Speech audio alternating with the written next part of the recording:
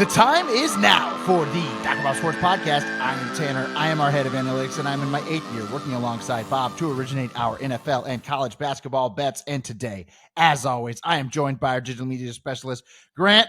Hang up your mitt for the season. Baseball is over. Garrett Cole had a no-hitter and a 5-run lead heading into the 5th inning, and after that, it was just pure comedy. Yeah, the Judge drop, Cole not covering first base, a truly hilarious way to lose a World Series. Yeah, that is just pain for Yankees fans. But let's jump into our first segment here, which is the free bet of the week. And we are 11-5-1 with podcast sides and totals dating back to last year. But who are you going with this week, Tan? We're going to take the over in the Dolphins-Bills game. So the Dolphins offense got back to usual last week with Tua getting the ball out extremely quickly, 2.2 second time to throw, and that resulted in the second lowest pressure rate of any Week 8 quarterback, and Tua looked pretty solid coming back from concussion there because he had a lot of time off. And I kind of like the matchup for Tua here because the Dolphins offensive line has struggled against the blitz this year, but the Bills aren't going to blitz. They have the third highest standard pass rush rate in the NFL, and I think they're certainly be able to hold up, especially if Tua continues to get the ball out quickly. Okay, so it sounds like the Bills won't be blitzing, but are you worried about Von Miller coming in and wrecking things? I mean, he's averaging 3.3 pressures per game before he got suspended. Yeah, so he's coming off the suspension this week, but it's not a good matchup for Von Miller because he's going to be lining up across from Dolphins left tackle Teron Armstead, who's the best on that offensive line. He ranks 5th in pass blocking efficiency. Okay, well, do you think we're going to see that classic Dolphins offense where they're throwing those deep bombs to Tyreek and Waddle? I don't think that's how they're going to get offense here because the Bills have the third highest cover 4 rate in the NFL. So I think it's going to be more underneath stuff with dagger routes to Tyreek Hill. They'll be trying to get him in motion because the Bills defense is surrendering 11% more yards per pass play against motion than when teams don't motion this season. That's 24th in the league. Okay, well, shifting over to the Bills offense, what are they going to do to find success here? Well, the Bills offense surprised me a little bit last week in the rain and high winds in Seattle. They came out with a 62% neutral pass rate, and I think that kind of signifies what they're wanting to become here after the trade for Amari Cooper. They're going to start leaning into Josh Allen and become a little bit more of a pass-heavy team here. And I think that will work particularly well here if Dolphins interior defender Zach Sealer is not able to go with that fractured orbital bone. Zach Sealer leads Miami's defense with 18 pressures, and he's kind of questionable here. We saw Kyle Van Noy play through the orbital bone earlier this year, but it sounds like it might be another week for Zach Sealer. So our model makes this game with a predicted total of 53.0, and we're going to take over here on Sunday. Yeah, this is always a fun matchup, but let's shift it over to our next segment. We've got stock up, stock down, and whose stock are you buying this week, Tan? I'm buying Bo Nix and the Broncos kind of changing up their offense. Sean Payton simplified things, and Bo Nix averaged 4.5 yards per pass play in September, and now he's up to 6.3 yards per pass play in October. And I kind of like this match. I know the Ravens are big underdogs here, but I kind of like the matchup for the Knicks in the passing game because Denver's passing game revolves around the running backs, and the Ravens defense is surrendering 0.36 EPA per target to opposing running backs, 31st in the league. And Baltimore's best pass rusher, Nnamdi Madubuike, is going to be shut down in this game because the Broncos have an excellent interior offensive line. They're at fault for only 32% of the pressures. That's second lowest in the NFL. I like it. Well, whose stock are you going to be selling this week? I'm kind of selling the idea that, Derek Carr's back and the Saints offense is going to get back on track against the Panthers this week because Derek Carr does not have his deep threat wide receiver, Rashid Shaheed, anymore. We saw last week, Chris Olave got an insane 37% target share despite getting hurt in the middle of that game last week. But the Panthers, what they do have on defense is one shutdown cornerback in J.C. Horn. And so I think he'll be able to take away Olave in this game. And then what the Saints also like to do is get those screens going to Alvin Kamara. But the Panthers are conceding just a 42% receiving success rate to opposing running backs. So actually kind of a good matchup here for the Panthers defense. Yeah, I mean, Kamara's also going to struggle on the ground because Carolina's defense is no longer battling a cluster injury at linebacker. So Josie Jewell returned from injury after a 3-game absence last week, and the Panthers allowed only 3.2 yards per rush in Denver. Yeah, so they got Jewell back, and they also got Clowney back, and he's 13% pressure rate this year, and he's going to be lining up across from right tackle Trevor Penning, who's allowed the 9th most pressures among all tackles. And the Clowney and Jewell aren't the only reinforcements this Panthers defense has, because this week it looks like they're going to be getting back starting safety Jordan Fuller and starting edge defender DJ Wanham.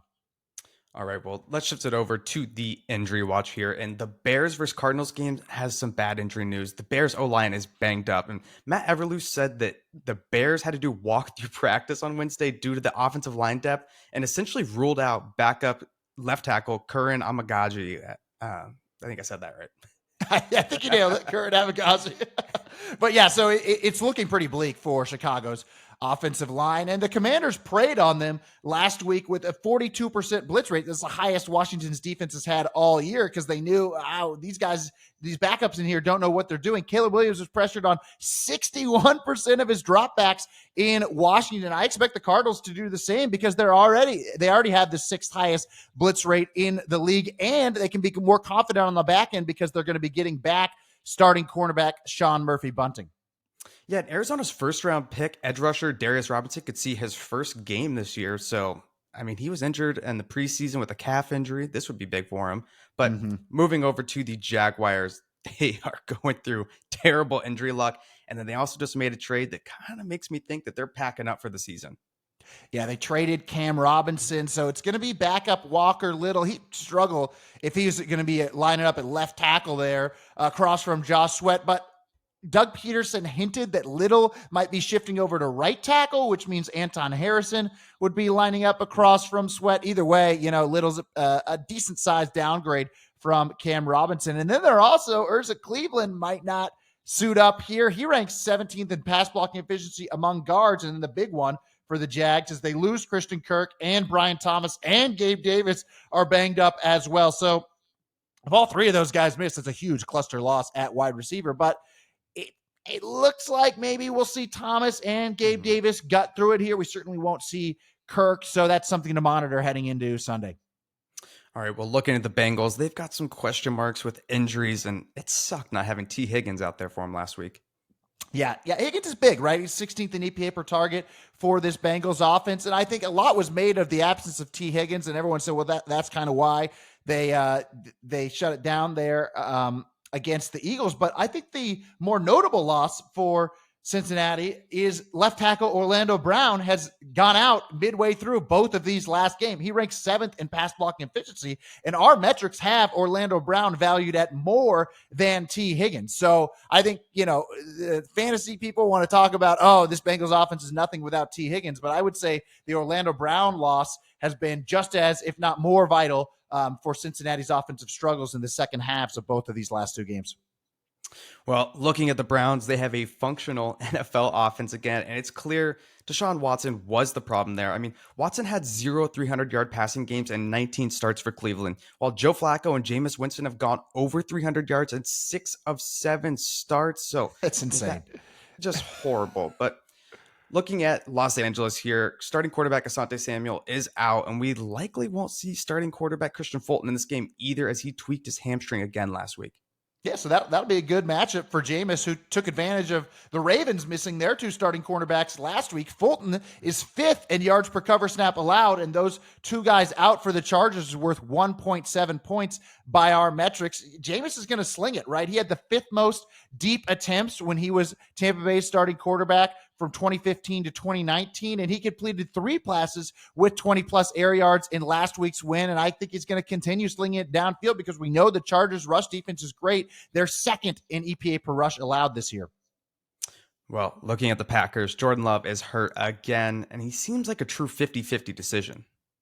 He does, and that groin injury could limit him. He wants to get through it, but it's not going to be a good matchup for him regardless, because Matt LaFleur's offense is great against zone, but not as good against man. And the Lions run the 5th most man coverage in the league. So if Jordan Love is announced in, I'm not going to be rushing to bet the Packers here just because we don't know what it's going to be like with that groin injury, and it's not necessarily a good matchup against this Lions defense.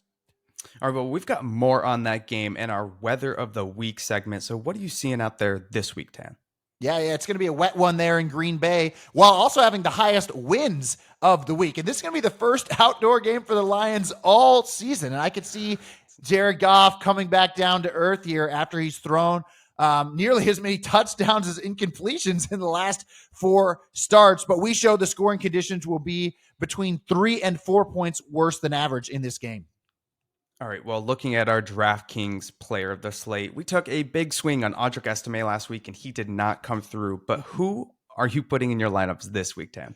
This week, we're going to go with Ladd McConkey at 5,600. So Justin Herbert has a favorable matchup because the Browns have the second highest cover one rate in the league, and Justin Herbert is averaging 20% more yards per pass play against cover one this year. And Ladd McConkey is up to 18th in EPA per target, and he's averaging 5.3 yards per route run against press man coverage. That's the second best in the NFL. And so he's going to have a favorable matchup when the Lions go press man with nickelback Greg Newsome against Ladd McConkey, because Greg Newsome is surrendering the 4th most yards per cover snap in the slot.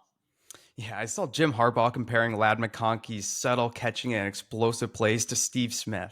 Yeah. Jim Harbaugh loves the rookie wide receiver, and I think the Chargers offense is going to get pretty good protection in this game because they'll have Rashawn Slater limiting Myles Garrett, and then the Browns' other edge rusher, Zadarius Smith, has a 14% pressure rate, but he's heavily involved in trade talks and might not suit up for this game to preserve his value, and his loss would be amplified for Cleveland's defense because Smith's backup, Ogbo Okoronkwo, is likely out this week, meaning the Browns would be down to third-string edge rusher Isaiah McGuire. Yeah, and I also saw Zadarius was a DNP at practice. That was Wednesday's practice with an illness. Yeah, a quote-unquote illness, but I think that's indicating that it might be they're trying to send him in a trade. And then furthermore, with Cleveland's defense, it looks like they're going to be without starting cornerback Denzel Ward and linebacker JOK. He was carted off last week with a neck injury. Those two are worth 1.2 points. So a lot of positive things happening for the Chargers offense, and I want to target that in DFS with Ladd McConkey.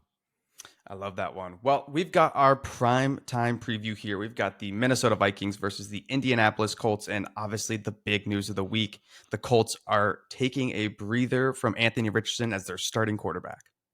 Yeah, I think they're taking a short-term approach here rather than developing Anthony Richardson. He's only had 23 starts since high school. So it's like you can't expect him to be that good right now. They needed him to get reps, but, short-term, Indianapolis playoff chances would increase to 60% with a win on Sunday night, but they would drop to 35% if they lose in Minnesota. Yeah, this move just really doesn't make a lot of sense to me. I mean, he is 10 games into his career. Has he really been that bad? I don't think so. And I think a lot is getting made of his extremely low 44% completion percentage. That's the second lowest of any quarterback in the last 25 seasons. But the way Anthony Richardson plays, it's different than basically anyone we've seen, besides maybe the closest comparison there is rookie season Josh Allen. His expected completion percentage last week was just 47% because he's challenging defenses downfield more than any other quarterback. Richardson's 12.3 yard average depth of target is the highest of any quarterback in the last 25 years. So he doesn't necessarily need to complete as many passes if he's challenging defenses that far downfield at such a high rate. Okay, well, is Flacco really going to be that big of an upgrade from Richardson? Well, that's kind of the point that I'm getting at here is Richardson, despite the low completion percentage, is averaging 6.3 yards per pass play. That's better than average in the NFL this season. And he's only 0.8 points per game worse than Flacco by EPA since the start of last year, once you account for Richardson running. So Flacco is better than Richardson, but I would say it's only by about 2 to 3% of win probability each game. So, if you're really, like we talked about, there's a lot of playoff leverage in this game. If you really want to win this particular game, I think Flacco's the right decision, but I think they're going to end up regretting long-term not giving more reps to last year's 4th overall pick. Yeah, they definitely will. But looking at Colts running back Jonathan Taylor, he's exceeded 100 rushing yards in 3 of his 5 games, but I think he's going to be limited this week as the Vikings are allowing 33% rush success rate, which is second in the NFL. But looking at the Vikings pass defense, do you think this is going to be a good bounce back spot for him? Well, it was weird to see them last Thursday night against the Rams have only a 38% blitz rate. I know teams get a little bit hesitant to blitz Stafford because he's been good in those spots, but I think they're going to get back to their league high 52% blitz rate this week because Joe Flacco is averaging only 4.4 yards per attempt against the blitz, ranking 38 out of 39 qualifying quarterbacks. And Indianapolis might be without 2 starters on the offensive line, left tackle Bernard Raymond and right guard Will Freeze. And so you've got a backup left tackle there against, those exotic blitzes with Brian Flores will be sending. Jonathan Grenard is going to have a great game against Blake Freeland. Yeah, well, we know Flores plays a ton of cover 2, and I think that at least plays into Flacco's hand when he's going to have enough time in the pocket. Yeah, when they do pick up those blitzes, the Colts are averaging 45% more yards per pass play against cover 2 this season than other coverages, 5th best in the league. And I think they're going to exploit this cover 2 with Josh Downs, who's averaging 2.43 yards per route run in the slot in Joe Flacco games this year. And Minnesota's nickelbacks are surrendering 1.69 yards per cover snap in the slot. So a favorable matchup on the inside there for Downs. All right, well, shifting over to the Colts defense, how are they going to be able to slow down the Vikings this week? Well, Darnold has thrived against the blitz, but the Colts aren't going to do that. They have the 4th highest standard pass rush rate in the NFL, and that standard pass rush gets a lot more dangerous when you've got DeForest Buckner back on the field. And the Vikings lost starting left tackle Christian Darrisaw for the season. Backup David Quisenberry was surrendering a 13% pressure rate, but Minnesota was like, we can't go on with Quisenberry out there the rest of the year. They made that trade for Cam Robinson, who is a downgrade from Darrisaw because Darrisaw is one of the best left tackles in the NFL, but Robinson is a good enough, capable NFL starter, so it's only about 0.6 points of a downgrade for Minnesota's offense, while if it was Quisenberry, we'd be talking about 1 to 2 points downgrade there from Darrisaw. Do you think Darnold's going to be able to use JJ to exploit this Colts defense this week?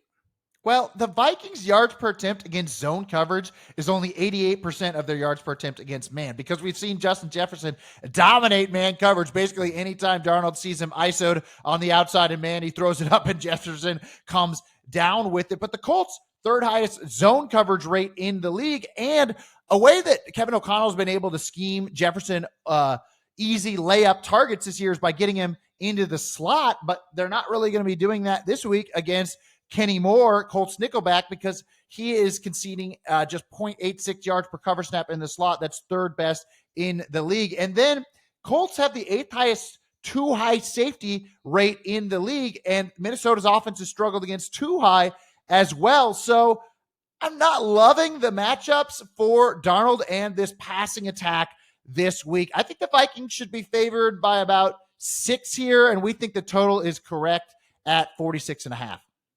All right, so we've got no value on the side or total, but you are up to 19-9 on your primetime prop. So what are you going to go with on Sunday night?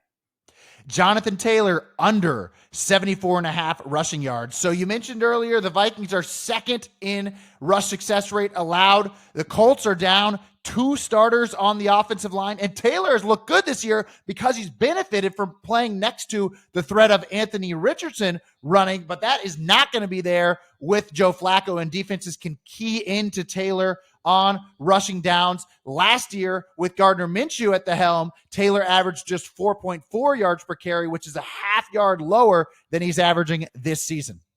Yeah, I like that one. But Tan, you've got a college basketball bet that you promised for the people, and it looks like you've got a future for us.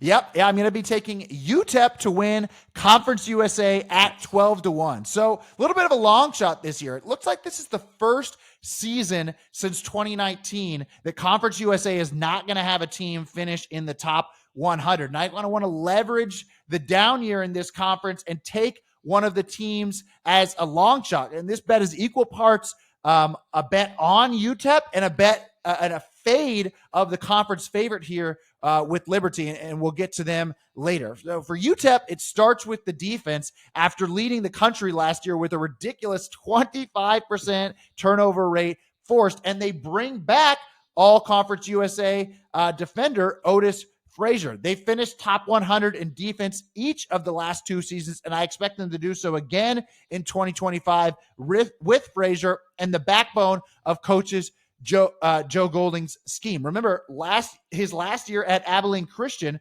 they upset Texas in the first round of the tournament and finished 26th in defense at Abilene Christian. So it's insane what Joe Golding is able to do as far as scheming up defense. Yeah, this offense is going to need a facelift, though. I mean, they shot 29 and 31% from downtown in the last 2 seasons. Yeah, and they try and get as many of their points as they can in transition, building off of those turnovers they forced. They got about 20% of their offense in transition last year, but when it does bog down and they get into the half court, they made a key transfer pickup in the offseason with Devin Barnes, the point guard transfer from Tarleton State. He finished 4th in offensive rating in the WAC last season, shooting 40% from 3 and 86% from the free throw line. You compare that from the guy he's taking over from, UTEP senior point guard last year, Zid Powell, shot 25% from 3, and he had a 22% turnover rate compared to Barnes had just a 10% turnover rate. So a huge upgrade there at point guard. Yeah, I watched Barnes at the conference tournament in Vegas last year. I mean, that dude is a dog, and he seems like a clear upgrade offensively, but he also is still going to defend hard for him here. So I think that's huge. But you mentioned earlier that this bet was also a fade of the conference favorite Liberty. So why do you think the door is wide open here for UTEP? Well, Liberty finished 137th last season in KenPom, and now everyone's just expecting they're going to get way better, but I don't really see it. I think last year they were fortunate to finish in the 78th percentile in 3-point defense, despite having a below average 2-point defense. You usually don't see teams finish that much better in 3-point defense than 2-point defense. Certainly something my model expects to regress. And we saw Rich McKay's defense allow 34% 3-point percentage the previous 2 seasons. I would think it's going to be around there this season. Now, if you talk to the Liberty people, they'll say they upgraded their interior defense, bringing in Isaiah Inning from Minnesota, and they think he's going to be a difference maker here, but I don't really see it. He's had a block rate of only 3.1% last year, and the offense is going to get way worse without Kyle Rote, who took 28% of the shots last year, and he was underrated due to his sub 10% turnover rate. For reference, the starters that Liberty does bring back, Cleveland, Porter, Matheny, had turnover rates of 23%, 16%,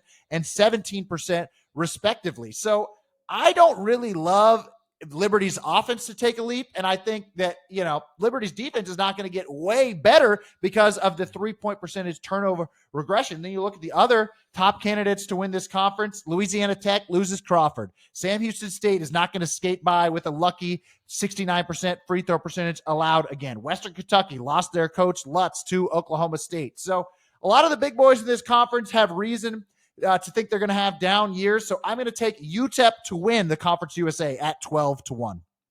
I love that one. Well, college basketball kicks off on Monday, so make sure to head over to drbobsports.com if you want to sign up for the college basketball service. And we always have our football write-ups, so those should be done by the weekend. So as always, thanks for watching, and make sure to like and subscribe.